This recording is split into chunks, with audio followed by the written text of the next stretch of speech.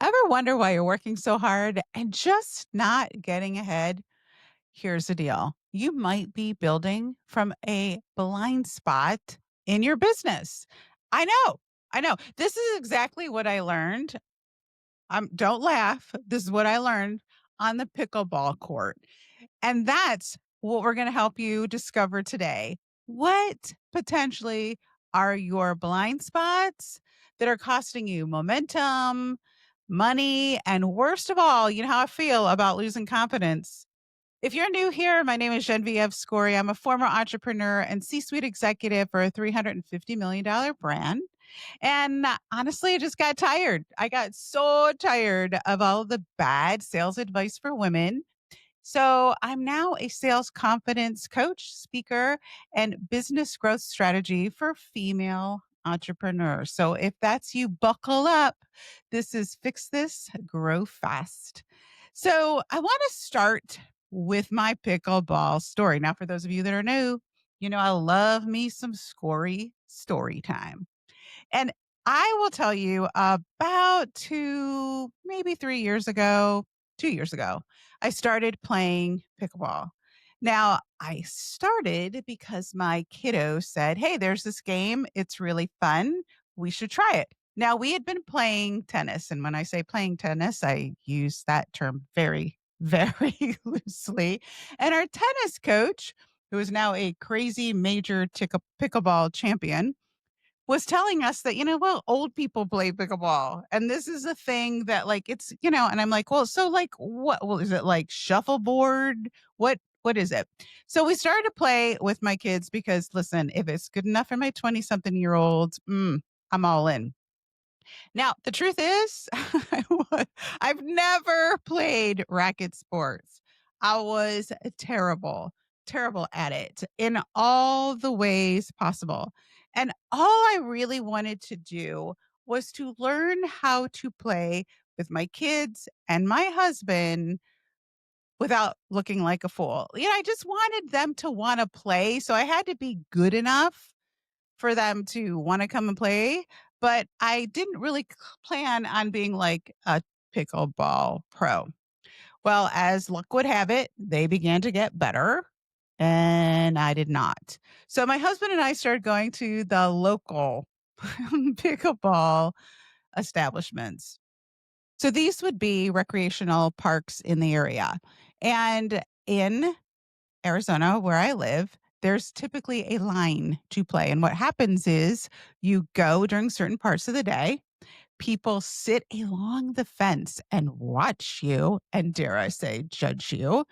And you put your paddles in this thing that holds your space in line. And when people are done, then you get to go next.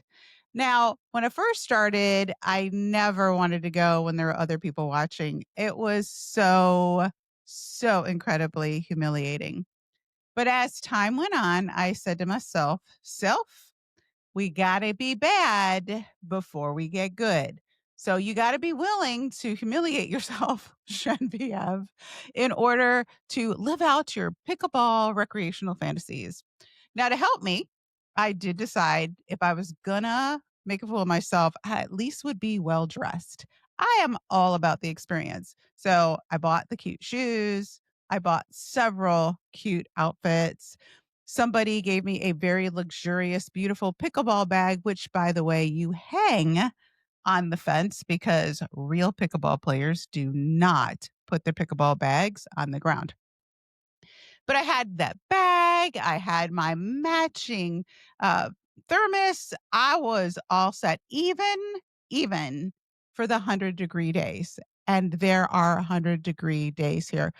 Recently, by the way, when the court was wet, I went out there with a leaf blower, y'all, a leaf blower to, wipe the court of the excess water. So, like, I was, like, dedicated. Now, what began to happen is I would show up regularly and I would lose regularly. Well, I would say I didn't lose all the time, but I didn't win with any consistency. In other words, when I won, it was either because I was with a really great partner, my husband or my son are both very good at pickleball, Or I would do things and really not have any idea why it worked. And I would ask for tips. I really would because I wanted to be good. So I'd ask for tips, and people would say things to me that just didn't really make sense. Like they would say things like, make sure the paddle is open. Okay. Well, I, is it open? Is it closed? I didn't know. People would say things like, turn on your side. People would say, make sure you finish over your shoulder.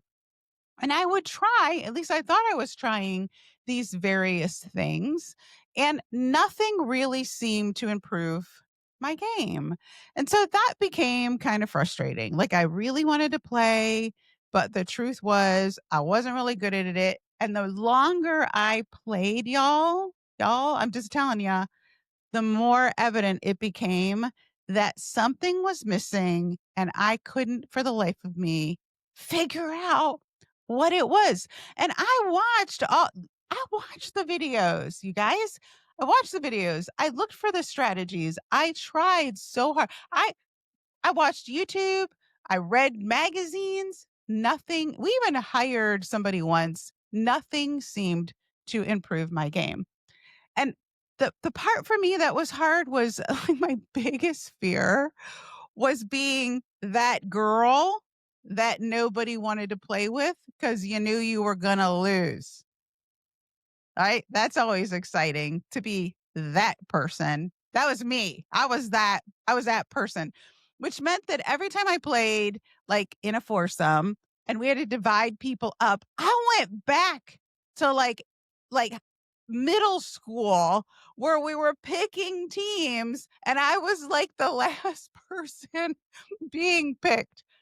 Horrible. It was horrible. No joke. Absolutely, completely horrible.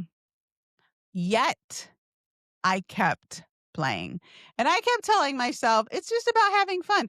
But like this competitive part of me just wouldn't shut up. So, what had happened was literally as recently as a few weeks ago, one of my neighbors, who is a certified pickleball instructor, said, I'm going to run a clinic for intermediate people. The intermediate people. Now, here's the one thing I can tell you for sure. I definitely didn't do well with the beginners because I was a little past beginners, but the intermediate people, those were the people I was afraid of, and I didn't wanna go and play with them. I mean, I did really wanna go and play with them, but it scared me because I knew how competitive they were. So I went on that day, and I remember something happened. Something clicked for me.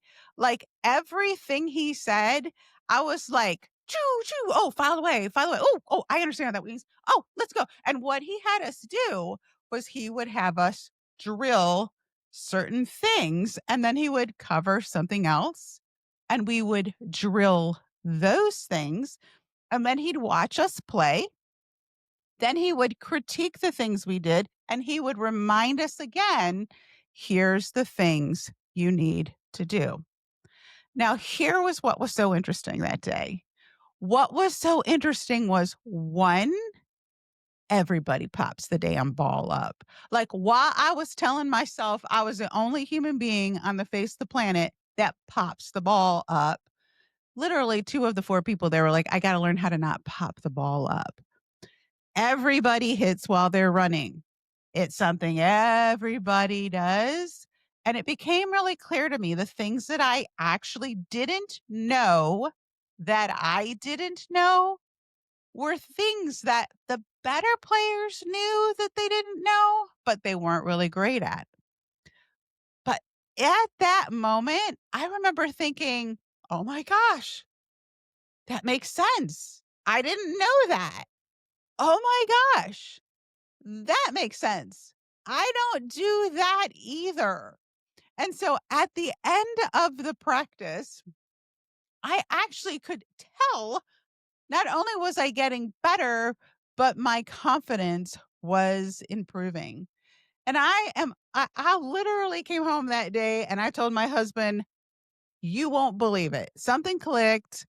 I literally understand what y'all have been trying to tell me all this time. Now, since then, my games, y'all, they are so much better. Literally. Not only are they so much better, but I feel better going, which means I'm going to show up more. How does this relate to business, you ask? In all the ways, literally all the ways. You guys, we all have things that we don't know that we do not know. I'm going to say that again. Part of growth is discovering the things that you don't know that you don't know. And if you don't know that you don't know something and you just keep showing up doing the things that you don't know, are you going to get better? No, no. And if you're listening, I want you to write in the comments. I want you to write one thing that you discovered that you didn't know until you found out that you didn't know it. And I'm telling you, it changes everything. But nobody sits around and says, okay, here's what's going to happen. You actually are going to run into things that you don't know that you don't know. Like, it's like, well, if you don't know that you don't know something, how in God's name are you supposed to learn how to make it work? You see, just showing up does not improve your game, y'all.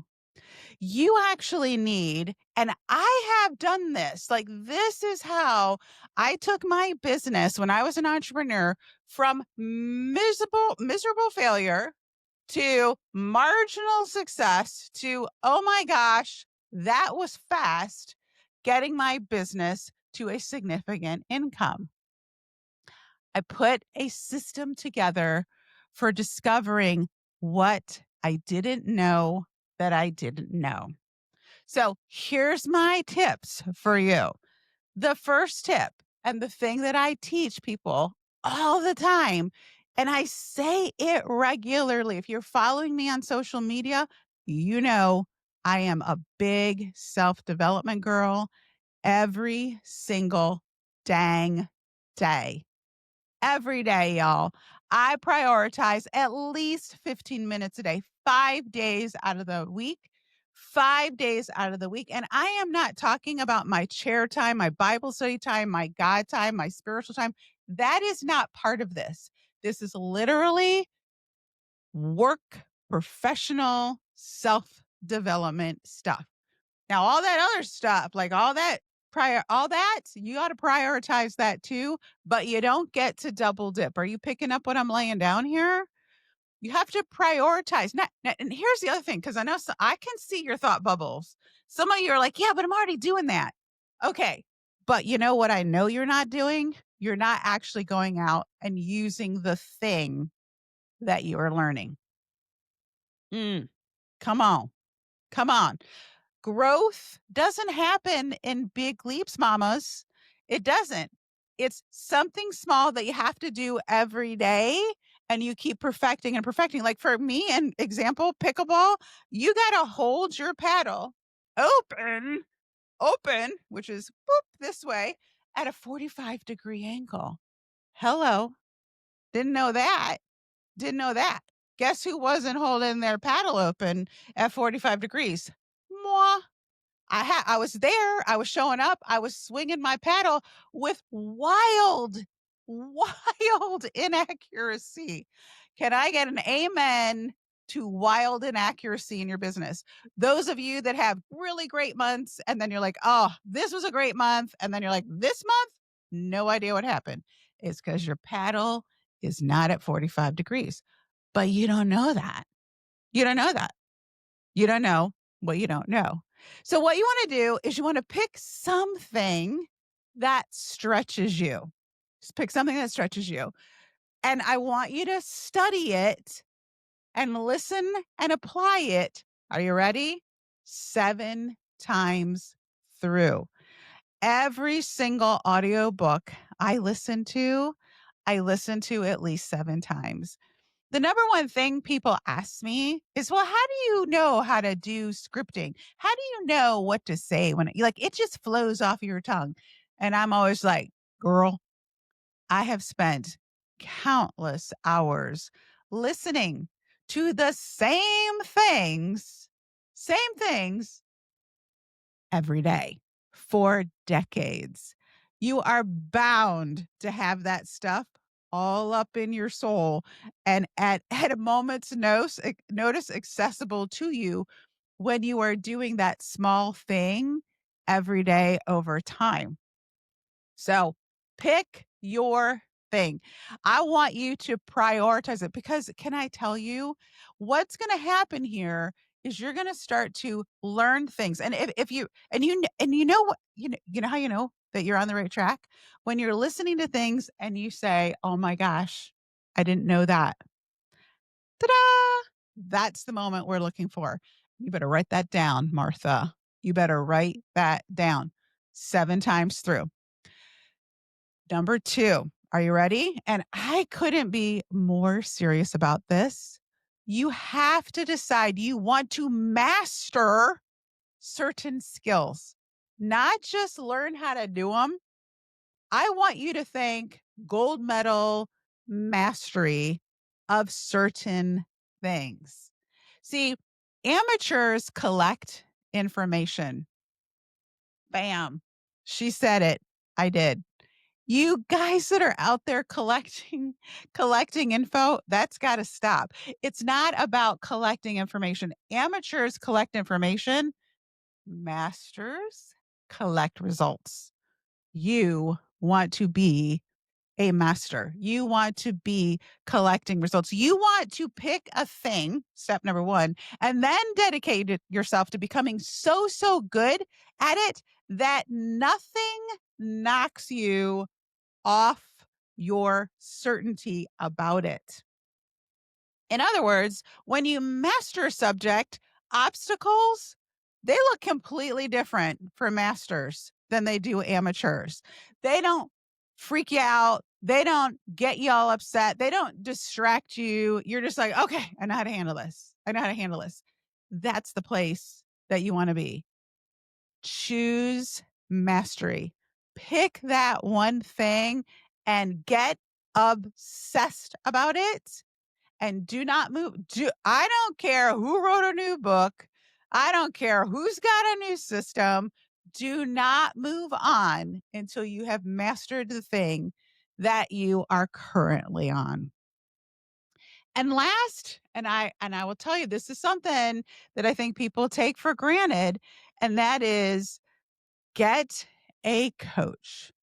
Every person that has mastered something significant has a coach.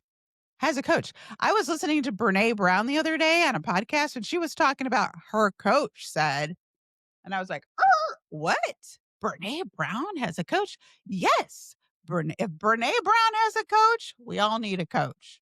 So but here's, because again, I see your thought bubbles, and I am with you. I am with you. Not all coaches are the same. And there are a lot of very well meaning, lovely human beings out there that really want to help you. But Sally, Molly, you and Danger Girl, they just aren't equipped. They just aren't equipped. And here's why. Because you know what to do doesn't mean you know how to teach it. Not every high performer is actually conscious of their success systems. Do you know there's a term out there called unconsciously competent, meaning you don't have any idea why you're so good at the things. And I know lots of people that are unconsciously competent. I have coached many people over several decades, and there are more people than I can count that I go, well, how and why does that work? And they go, I don't really know. I don't know. Those people cannot coach you. They cannot coach you. And if somebody does actually know what it is that makes them successful, they might not even be very good at teaching it or even able to predict what your obstacles are going to be. A coach's job is to shorten your learning curve. Challenge, challenge your assumptions and make sure that you don't spend an exorbitant amount of time, as in years, perfecting the wrong things. And in my universe, a coach is the person who holds your dreams in their heart too and advocates for them. Now, I do want you to know we all have blind spots. They're super normal. And let me help you understand this and say this very clearly. Having blind spots doesn't mean you're failing, it means you're at the right place for growing. Every next level in business is going to reveal a brand new set of things that you didn't know you didn't know. And lovies, that is not weakness. That is wisdom. But if you don't have systems to watch for, recognize, and combat those blind spots early, they're going to drain you, they're going to cost you money, and they're going to cost you momentum. Listen to me when I'm telling you this. Awareness is your competitive edge. And honestly, that is why I love resilience mapping so much. In resilience mapping, which is my method, my unique method for helping people set their foundations for success, we actually address all of those things up front so that you're not surprised and you're equipped when it happens. Your growth depends on awareness plus systems. And if you want to play at a higher and higher level in pickleball or business, you can't rely on luck or figuring it out as you go. You need awareness. You need systems and you need help seeing your blind spots before they become barriers. So ask yourself these two questions. What do I not know that I need to know? And what systems do I have in place to find those answers? Because when you finally know what you don't know, you get to stop guessing. And that, my friends, is when everything clicks. Speaking of clicks, if this clicked for you and you want help with your systems and you want help figuring out what your blind spots are, maybe you'd like to learn more about resilience mapping. I'd like to offer you, honestly, the most incredible free gift I can, which is a free trial in the Savvy Selling Lounge. Now, depending on when you listen to it, we may still be in a waitlist mode, but I'm going to put the link in the comments, in the show notes below, so that you can get on that wait list. It's an exclusive group designed to help women learn how to create businesses that feel like you and without burning out. So get in there. Get in there, and you'll also get access to our secret podcasts, our community, a success map, training, encouragement, masterminds, all the things. Because at the end of the day, women sell different and they deserve a system that supports that. I'm so excited that you were here.